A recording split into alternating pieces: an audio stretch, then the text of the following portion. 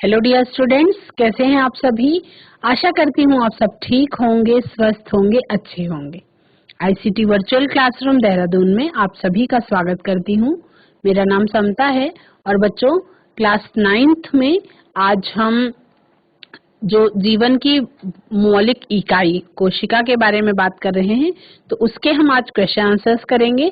चलेंगे smart board की तरफ और क्वेश्चन आंसर्स को स्टार्ट करेंगे। कोशिका चैप्टर से संबंधित कुछ प्रश्न उत्तर आपके सामने स्क्रीन में है। पिछले सेशन में हम लोगों ने किया था जिसमें आपको कोशिका झिल्ली, आपका कार्बन डाइऑक्साइड और पानी जैसे पदार्थ कोशिका से कैसे अंदर और बाहर जाते हैं, इस पर चर्चा करें, ये क्वेश्चन था।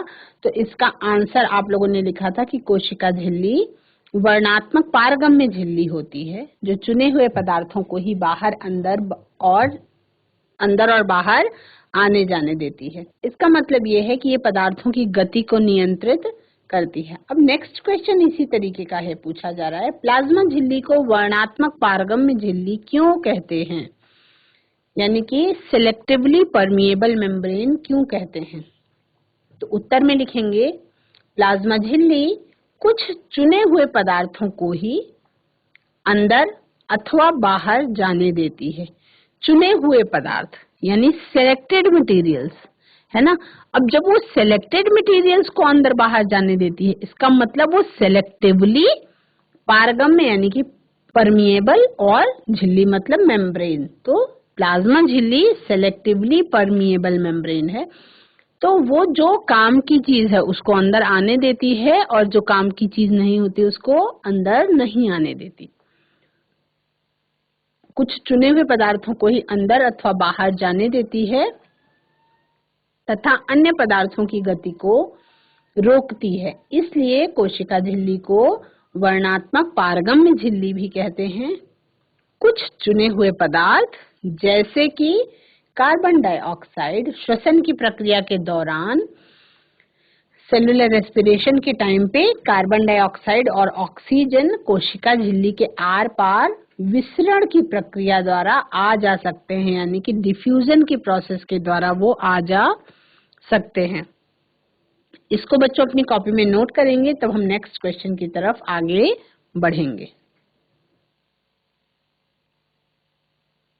नेक्स्ट क्वेश्चन देखते हैं, क्या आप दो ऐसे अंगकों का नाम बता सकते हैं जिनमें अपना आनुवंशिक पदार्थ होता है। उत्तर में लिखेंगे जंतु कोशिका में माइटोकॉन्ड्रिया, इनका खुद का स्वयं का डीएनए होता है, आनुवंशिक पदार्थ होता है। और पादप कोशिका में प्लास्टिड, इनका भी स्वयं का डीएनए होता है। लेकिन इसमें कैसा डीएनए पाया जाता है, इसमें सर्कुलर डीएनए पाया जाता है ना। आप जब बड़ी क्लासेस में पहुंचेंगे तो आपको पता चलेगा कि जो आनुवंशिक पदार्थ होता है वो भी दो प्रकार का होता है। एक होता है सर्कुलर डीएनए, यानी कि आकार में गोल होता है। इसको भी आप नोट करेंगे अपनी कॉपी में। ये आपका 1 नंबर में पूछा जा सकता है, प्लाज्मा झिल्ली को वर्णात्मक पारगम्य झिल्ली क्यों कहते हैं, या क्या आप ऐसे अंगकों के नाम बता सकते हैं जिनमें अपना आनुवंशिक पदार्थ होता है। प्रश्न संख्या 1, जो 1 नंबर के प्रश्न में, 1 अंक के प्रश्न में पूछा जा सकता है।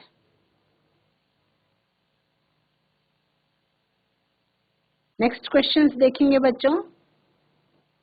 यदि किसी कोशिका का, प्रश्न संख्या 2 देखेंगे, यदि किसी कोशिका का संगठन किसी भौतिक अथवा रासायनिक प्रभाव के कारण नष्ट हो जाता है तो क्या होगा। उत्तर में लिखेंगे कोशिका जीवन की सबसे महत्वपूर्ण क्रियात्मक और संरचनात्मक इकाई है। कोशिका जीवन की सबसे महत्वपूर्ण क्रियात्मक और संरचनात्मक इकाई है। फिर लिखेंगे जीवन की सभी मूलभूत कार्य कोशिकाओं से ही संपादित होते हैं। जीवन के सभी मूलभूत कार्य कोशिकाओं से ही संपादित होते हैं। यदि किसी कोशिका का संगठन किसी भौतिक अथवा रासायनिक प्रभाव के कारण नष्ट हो जाता है, यदि किसी कोशिका का संगठन किसी भौतिक अथवा रासायनिक प्रभाव के कारण नष्ट हो जाता है, तो कोशिका की जीवन के लिए कार्य करने की क्षमता जो है वो समाप्त हो जाएगी और यह जीवन के लिए उपयोगी अनुरक्षण का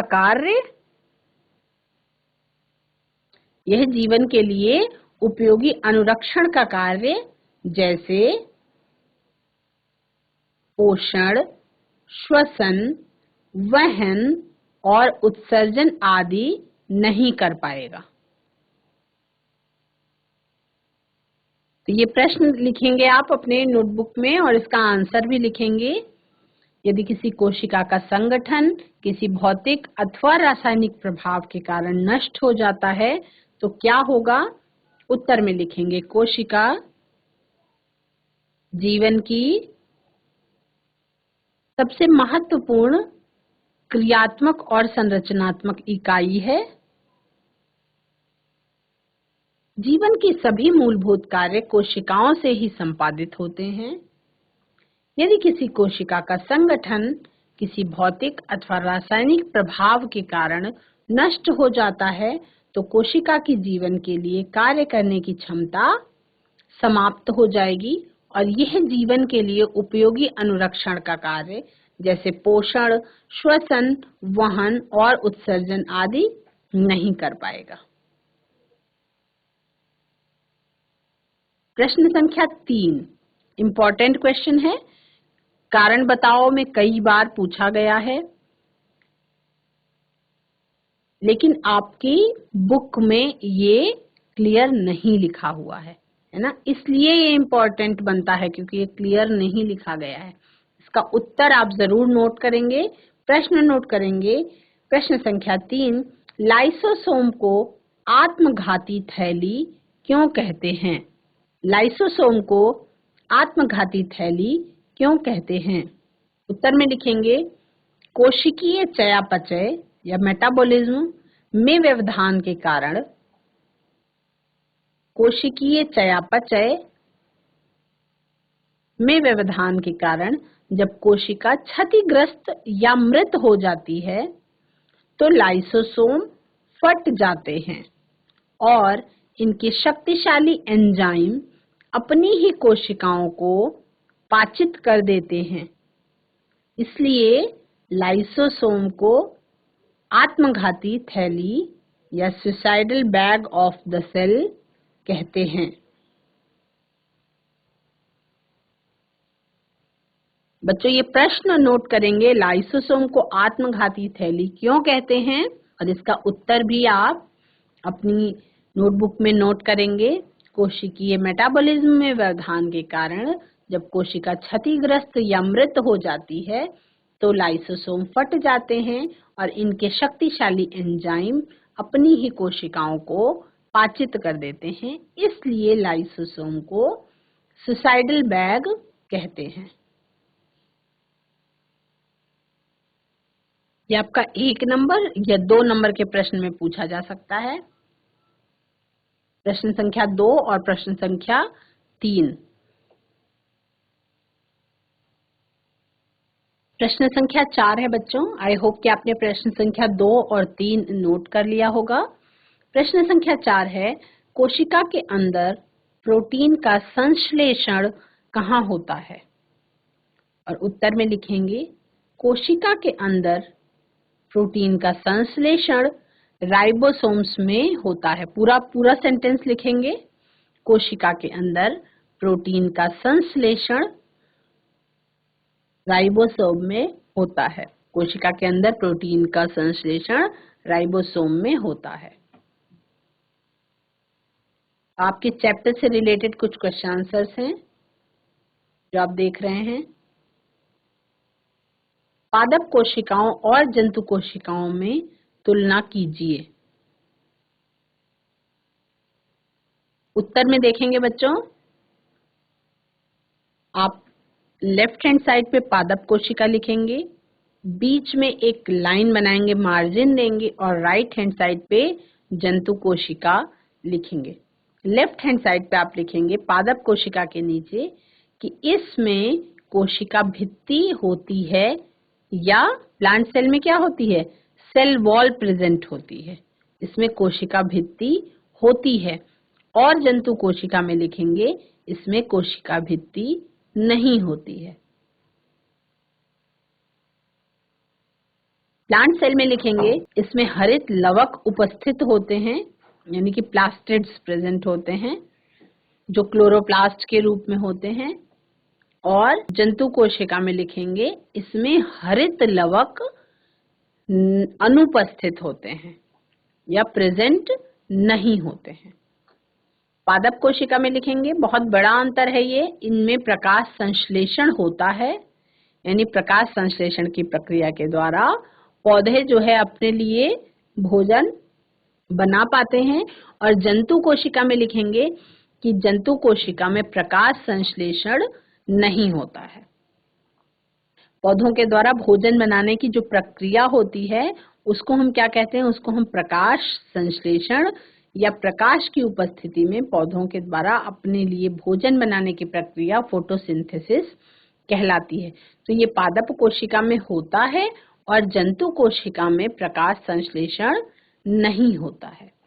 ठीक है, पादप कोशिका के बारे में लिखेंगे ये प्रायः बड़े आकार की होती हैं और जंतु कोशिका में लिखेंगे ये प्रायः छोटे आकार की होती हैं। इसको आप अपनी कॉपी में नोट करेंगे बच्चों, पादप कोशिका और जंतु कोशिका के बीच में डिफरेंस। लेफ्ट हैंड साइड पे आप पादप कोशिका लिखेंगे, राइट हैंड साइड पे आप जंतु कोशिका लिखेंगे। लेफ्ट हैंड साइड पे पादप कोशिका और जंतु कोशिका के बीच में एक मार्जिन देंगे। पादप कोशिका में 4 पॉइंट्स आपको स्क्रीन में दिखाई पड़ रहे हैं वो लिखेंगे और जंतु कोशिका में भी आप 4 पॉइंट्स ही दिखाई पड़ रहे हैं स्क्रीन में वो लिखेंगे। पादप कोशिका में कोशिका भित्ति होती है, जंतु कोशिका में नहीं होती है। पादप कोशिका में हरित लवक उपस्थित होते हैं, जंतु कोशिका में हरित लवक अनुपस्थित होते हैं। पादप कोशिका में प्रकाश संश्लेषण होता है और जंतु कोशिका में प्रकाश संश्लेषण नहीं होता है। और लिखेंगे पादप कोशिका प्रायः बड़े आकार की होती है और जंतु कोशिका प्रायः छोटे आकार की होती है। प्रश्न संख्या 2 देखेंगे बच्चों। आई होप कि आपने जंतु कोशिका और पादप कोशिका में अंतर लिख लिया होगा। प्रश्न संख्या 2 देखेंगे, प्रोकैरियोटिक कोशिकाएं यूकैरियोटिक कोशिकाओं से किस प्रकार भिन्न होती हैं। एक तरफ लिखेंगे लेफ्ट हैंड साइड पे प्रोकैरियोटिक कोशिका और राइट हैंड साइड पे आप लिखेंगे यूकैरियोटिक कोशिका। प्रोकैरियोटिक कोशिका के नीचे लिखेंगे नंबर 1, आकार में प्रायः छोटा होता है या छोटी होती है। प्रोकैरियोटिक कोशिका आकार में प्रायः छोटी होती है। और यूकैरियोटिक कोशिका में नंबर 1 पर लिखेंगे आप यूकैरियोटिक कोशिका आकार में प्रायः बड़ी होती है। प्रोकैरियोटिक कोशिका में लिखेंगे प्रोकैरियोटिक कोशिका में केंद्रक झिल्ली अनुपस्थित होती है। और यूकैरियोटिक कोशिका में लिखेंगे केंद्रक झिल्ली उपस्थित रहती है। प्रोकैरियोटिक कोशिका में तीसरे पॉइंट में आप लिखेंगे क्रोमोसोम प्रायः 1 होता है। और यूकैरियोटिक कोशिका में पॉइंट नंबर 3 में आप लिखेंगे क्रोमोसोम प्रायः 1 से अधिक होते हैं।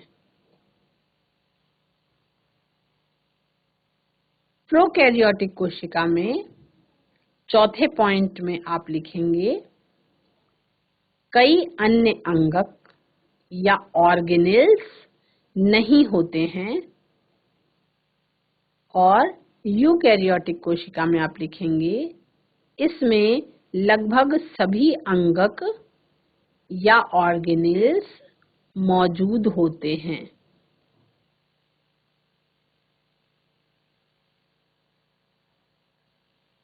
पॉइंट नंबर 5 में प्रोकैरियोटिक कोशिका में आप लिखेंगे प्रकाश संश्लेषण वाले जीवों में क्लोरोफिल झिल्लीदार पुटिका के साथ होता है और यूकैरियोटिक कोशिका में लिखेंगे क्लोरोफिल प्लास्टिड में होता है।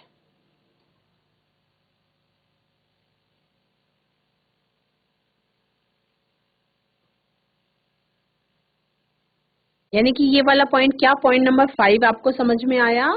प्रोकैरियोटिक कोशिका में प्रकाश संश्लेषण वाले जीव होते हैं, उनमें क्लोरोफिल जो है वो झिल्लीदार पुटिका के साथ होता है। एक छोटी सी झिल्लीदार बैग के साथ क्लोरोफिल प्रेजेंट होता है। लेकिन यूकैरियोटिक कोशिका में जो क्लोरोफिल है वो क्लोरोप्लास्ट के अंदर यानी प्लास्टिड्स के अंदर प्रेजेंट होता है। अब क्लोरोफिल प्रोकैरियोटिक कोशिका में प्रेजेंट होता है, लेकिन उसमें किसी भी तरीके का प्लास्टिड प्रेजेंट नहीं होता है। इस पॉइंट का मतलब ये है। तो पॉइंट नंबर 5 को थोड़ा सा समझ के लिखेंगे। पॉइंट नंबर 6 में लिखेंगे और मैं अभी आपको टाइम दूंगी कि आप इसको अपनी नोटबुक में भी नोट कर लें। पॉइंट नंबर 6 में आप लिखेंगे प्रोकैरियोटिक कोशिका में कि वास्तविक केंद्रक के अतिरिक्त झिल्ली युक्त केंद्रक भी नहीं होते हैं। एक तो वास्तविक केंद्रक भी नहीं होता है इसमें, यानी कि केंद्रक पर भी कोई प्रकार की झिल्ली नहीं होती, और वास्तविक केंद्रक के अतिरिक्त झिल्ली युक्त अंगक भी नहीं होते हैं। और यूकैरियोटिक कोशिका में लिखेंगे इसमें केंद्रक झिल्ली के साथ साथ झिल्ली युक्त अंगक भी होते हैं। प्रोकैरियोटिक कोशिका और यूकैरियोटिक कोशिका, इन दोनों के बीच अंतर लिखेंगे आप लोग। प्रोकैरियोटिक कोशिकाएं यूकैरियोटिक कोशिकाओं से किस प्रकार भिन्न होती हैं, ये आपको लिखना है।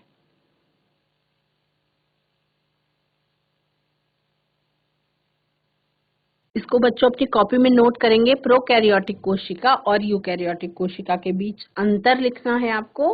6 पॉइंट्स दिए गए हैं, 1-2 पॉइंट्स आप और अपनी तरफ से भी लिख सकते हैं, अदरवाइज 6 पॉइंट्स इज इनफ।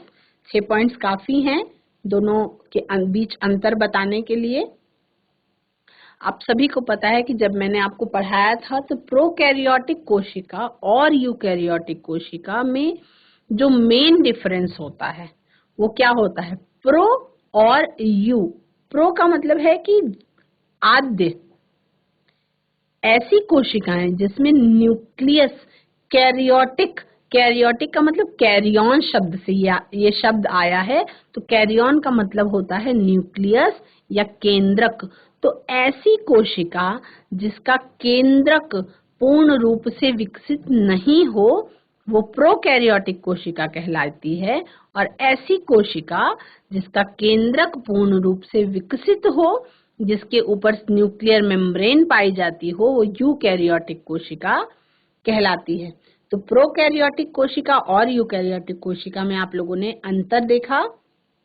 पहले नंबर में हम लिख सकते हैं कि प्रोकैरियोटिक कोशिका आकार में प्रायः छोटी होती है, और यूकैरियोटिक कोशिका में आप लिखेंगे कि ये आकार में प्रायः बड़ी होती है। प्रोकैरियोटिक कोशिका में केंद्रक झिल्ली अनुपस्थित होती है, या लिख सकते हैं कि पूर्ण रूप से विकसित केंद्रक नहीं होता है। और यूकैरियोटिक कोशिका में आप लिखेंगे कि केंद्रक झिल्ली उपस्थित होती है और पूर्ण रूप से विकसित केंद्रक पाया जाता है। क्रोमोसोम्स की संख्या प्रोकैरियोटिक कोशिका में प्रायः 1 होती है और यूकैरियोटिक कोशिका में क्रोमोसोम्स की संख्या प्रायः 1 से अधिक होती है। प्रोकैरियोटिक कोशिका में लिखेंगे कई अन्य अंगक ऑर्गेनेल्स नहीं होते हैं, और यूकैरियोटिक कोशिका में लिखेंगे इसमें लगभग सभी अंगक मौजूद होते हैं। प्रोकैरियोटिक कोशिका में आप लिखेंगे प्रकाश संश्लेषण वाले जीवों में क्लोरोफिल झिल्लीदार पुटिका के साथ होता है, और यूकैरियोटिक कोशिका में आप लिखेंगे क्लोरोफिल प्लास्टिड में होता है। प्रोकैरियोटिक कोशिका में आप पॉइंट नंबर 6 में लिखेंगे वास्तविक केंद्र के अतिरिक्त झिल्ली युक्त अंगक भी नहीं होते हैं, और 6 नंबर में ही यूकैरियोटिक कोशिका में आप लिखेंगे इसमें केंद्रक झिल्ली के साथ साथ झिल्ली युक्त अंगक भी होते हैं। इसको आप अपनी कॉपी में बच्चों नोट करेंगे।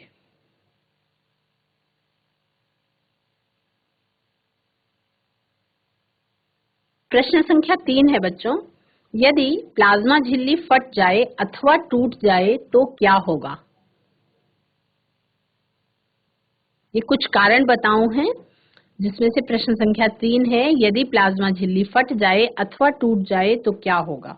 तो उत्तर में लिखेंगे, यदि कोशिका झिल्ली, प्लाज्मा झिल्ली और कोशिका झिल्ली दोनों समान चीज है, यानी कि कोशिकाओं को कवर करने वाला जो झिल्ली है, मेम्ब्रेन है, उसको हम कोशिका झिल्ली या प्लाज्मा झिल्ली कहते हैं। प्लाज्मा झिल्ली क्यों कहते हैं? क्योंकि कोशिका के अंदर जो मटेरियल मौजूद होता है, जो कोशिका द्रव्य होता है, वो कैसा होता है? उसका वो सेमी फ्लूइड होता है, प्लाज्मा जैसा होता है, इसलिए उसको प्लाज्मा झिल्ली भी कहते हैं। यदि कोशिका झिल्ली फट जाए या टूट जाए तो कोशिका के अंदर का आंतरिक रासायनिक संगठन नष्ट हो जाएगा और यह अपना आधारभूत कार्य संपन्न नहीं कर पाएगा। ऐसी क्षतिग्रस्त कोशिकाएं मर जाती हैं, जिसे लाइसोसोम जैसे अंगक पचा जाते हैं। इसमें भी प्रश्न और उत्तर दोनों बच्चों अपनी कॉपी में आप नोट करेंगे।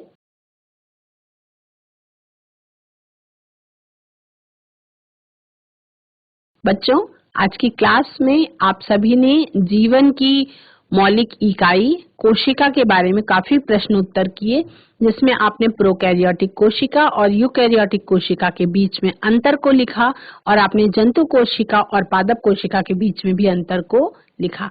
कारण बताओ हमने स्टार्ट किया था, जिसमें से आपने एक कारण बताओ कर लिया है। अगले कुछ सेशंस में हम इन क्वेश्चन आंसर्स को कंप्लीट कर लेंगे। आज की क्लास में इतना ही। That's all for today. Have a nice day. Take care.